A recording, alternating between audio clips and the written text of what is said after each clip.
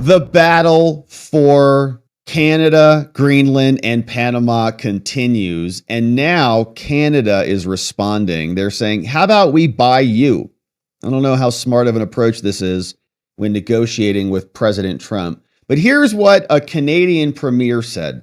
Doug Ford said, oh yeah? How about we just come and counteroffer to buy Alaska and Minnesota? And making Canada the 51st state is never going to happen. Not on my watch. We'll see. That as a joke. I would say that that's no longer a laughing matter and something that should be taken with quite a bit of seriousness. Well, I know under my watch for Ontario, it'd never be for that at all. We have the greatest country in the world. We have the greatest province anywhere. Any sub-sovereign nation is Ontario and the rest of the provinces as well. Do you think he's joking? We would, you know something, to the president, I'll make him a counteroffer. How about if we buy Alaska and we'll throw in Minnesota and Minneapolis at the same time? It's not realistic. I know he likes making these comments and he likes joking around. I take that seriously. He may be joking, but under my watch, that will never, ever happen. Okay, that was the dumbest phrase or response you've ever heard. Like, this isn't joking matter. I'm a serious person. And then responds with a counteroffer that's a joke. Do you think it's a joke, or are you serious or not? Because it's hard to tell. Because you said it's not a joke and you take it seriously and it's not going to happen on your watch. Then we'll take your counteroffer to buy Alaska and Minnesota and St. Paul very seriously. And we're going to take it as an act of aggression. Doug, since you're so serious about this, perhaps it's bordering on an act of war. So we'll see here what Pierre Poilievre had to say. That's the American pronunciation, which we're going to be using. Canada will never be the 51st state, period. Trump was asked about this yesterday, and he said, I don't really care what he says. We are a great and independent country for now. We are the best friend of the U.S., really. We spent billions of dollars and hundreds of lives helping Americans retaliate against Al-Qaeda's 9/11 attacks. And that is true. We do appreciate that. A lot of other countries didn't help at all. We supplied the U.S. with billions of dollars, even if it was maybe misguided as to the actual response in many ways. We supply the U.S. with billions of dollars of high quality and totally reliable energy well below market prices. We buy hundreds of billions of dollars of American goods. Now, our weak and pathetic NDP liberal government has failed to make these obvious points. I will fight for Canada. When I am Prime Minister, we will rebuild our military and take back control of the border to secure both Canada and the U.S. We will take back control of our Arctic to keep Russia and China out. We will axe taxes, slash red tape, and rapidly greenlight massive resource projects to bring home paychecks and production to our country. In other words, we will put Canada first. And I am all for leaders putting their countries first. I'm in favor of it. I wish more of our leaders did that in America here and put America first. That's what Trump is doing. And so from Trump's perspective, this is not adequate. The deal is not good enough. So we'll be revisiting it accordingly. Now, Denmark is also furious with the prospect of America liberating Greenland, Iceland, Greenland. And what they've done in response is something that you're not even going to believe. You should be sitting down.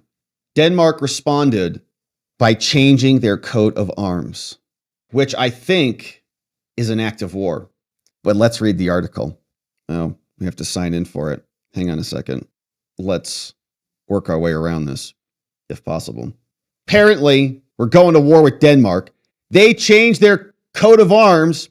Enlarged in this coat of arms, we'll debrief what's happening here. The King of Denmark has altered the royal coat of arms to feature Greenland more prominently amid Trump's declared interest in buying the territory.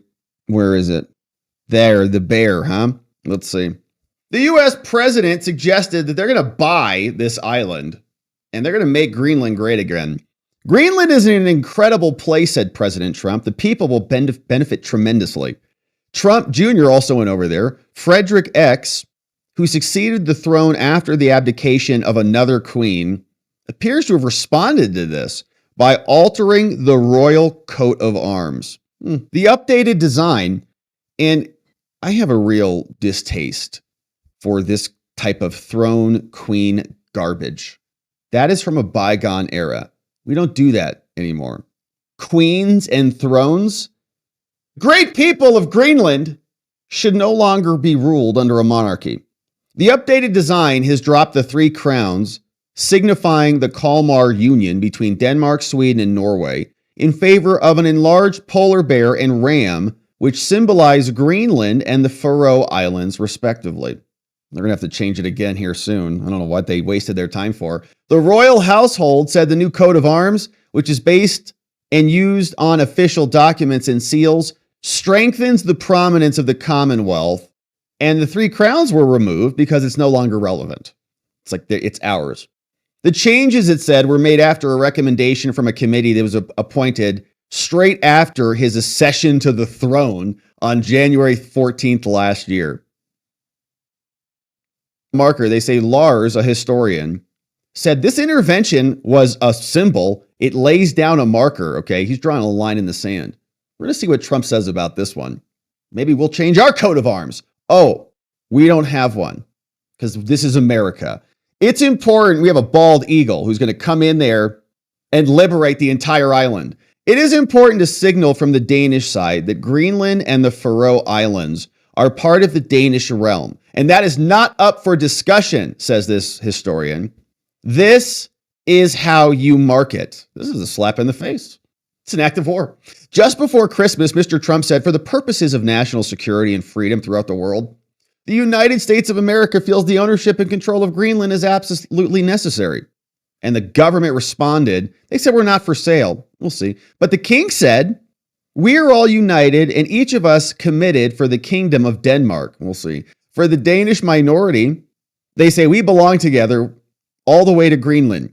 Other historians are sending signals. The prime minister, this person, declared intentions to pursue independence from Denmark. Whoa. Mute Egede.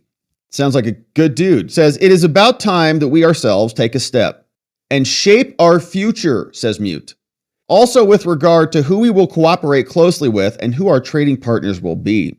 Like other countries in the world, we must work to remove the obstacles to cooperation, which we can describe as the shackles of colonialism, and move forward.